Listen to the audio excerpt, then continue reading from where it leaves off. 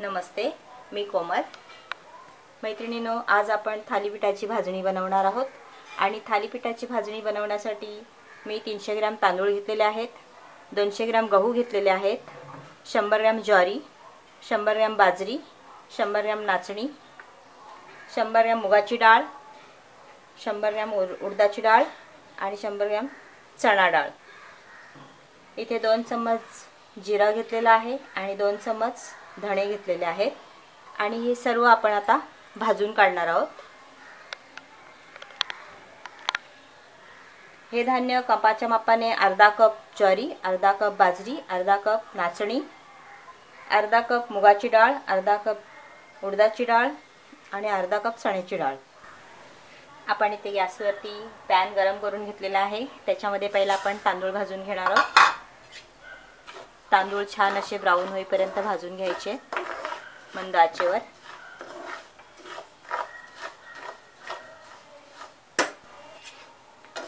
तांदूळ आपले छान भाजून झालेले, साधारण ब्राऊन झालेले। आता हे मी काढून घेते। त्याच्यानंतर आपण त्याच्यामध्ये गहू भाजणार आहोत।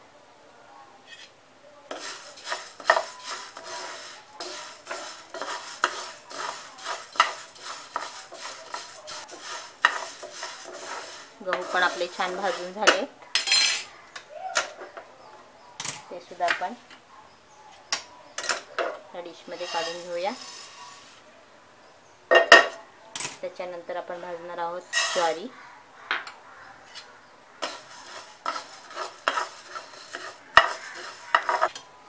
आपली ज्वारी पण छान भाजून झालेली आहे।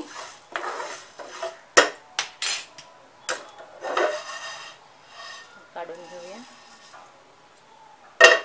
त्याच्यामध्ये आता बाजरी आणि नाचणी एकत्र भाजून घेते।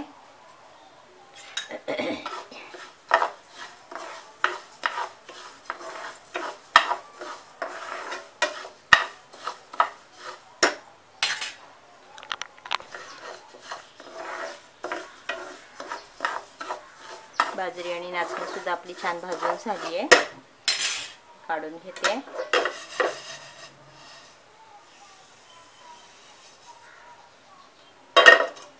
त्याच्यामध्ये आपण चणा डाळ भाजून घेऊया।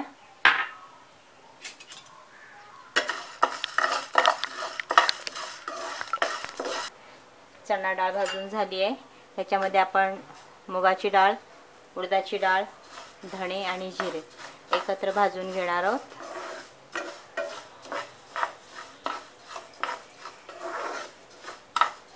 साधारण गोल्डन ब्राऊन करून घेणार आहोत।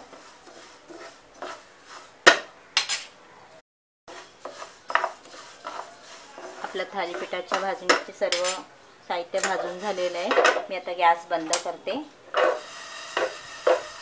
आता हे आपण सर्व थंड होऊ द्यायचे।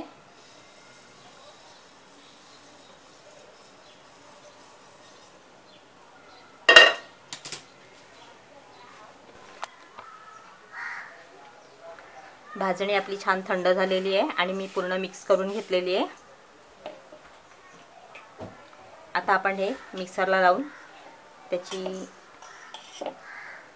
पावडर तयार करून घेऊया। थोडीशी बारीक रव्यासारखी त्याची भरड तयार करायची।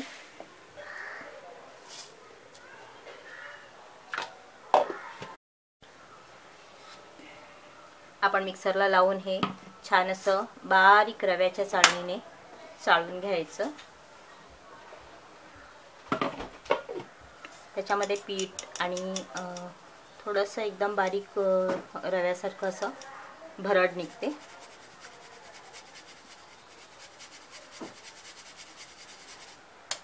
अशाच पद्धतीने आपण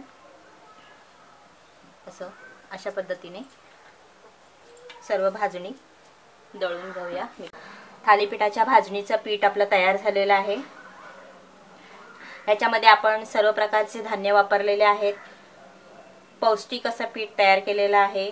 त्याच्यामध्ये तांदूळ, गहू, ज्वारी, बाजरी, नाचणी, चणा डाळ, मूग डाळ, उडदाची डाळ, धणे आणि जिरं आणि हे सर्व साहित्य आपण छान असं भाजून त्याचं पीठ तयार केलेलं आहे।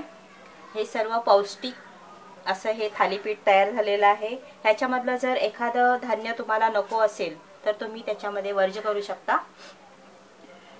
शिवाय हे थालीपीठ मला रेणुका कार्डोजा आणि जुई वनमाळी ह्या 2 मैत्रिणींनी कमेंटमध्ये अगदी रिक्वेस्ट करून सांगितलेलं की आम्हाला थालीपीठाची भाजणीचं पीठ तयार करून दाखवा किंवा थालीपीठाची भाजणी बनवून दाखवा। तर ही आपण थालीपीठाच्या भाजणीचं पीठ तयार केलेलं आहे आणि रेणुका मॅडम आणि जुही मॅडम ह्या दोघींची ही खूप खूप आभार की त्यांनी मला ही रेसिपी दाखवायला सांगितल्याबद्दल। खूप खूप थँक्स। आपली थालीपीठाच्या भाजणीचं पीठ तयार आहे।